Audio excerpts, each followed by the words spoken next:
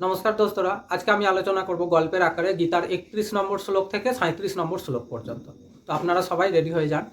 এই শ্লোকের মধ্যে অর্জুনের যুদ্ধের প্রতি অনীহা এবং তার পরিবারের প্রতি প্রেম সম্বন্ধে আলোচনা করা হয়েছে। গল্পটা শুরু হয় কুরুক্ষেত্রের যুদ্ধের ময়দানে।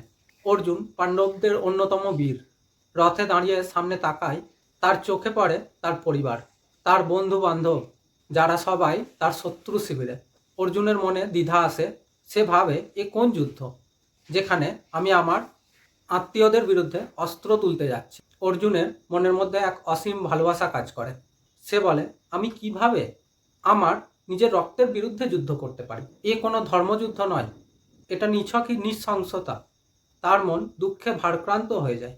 সিদ্ধান্ত নেয় যুদ্ধ না করাই তার পক্ষে সঠিক হবে। তো বন্ধুরা, এটাই ছিল গীতার শ্লোকগুলি গল্পের আকারে, শ্লোক নাম্বার 31 থেকে 37 পর্যন্ত। চলুন এবার দেখে নিই আমরা এখান থেকে কি কি শিখতে পারি।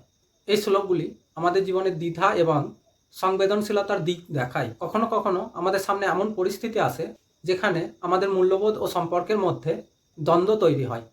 আমরা শিখি যে জীবনের সিদ্ধান্ত নেওয়ার সময় শান্ত রেখে ধর্মের পথ অনুসরণ করা উচিত।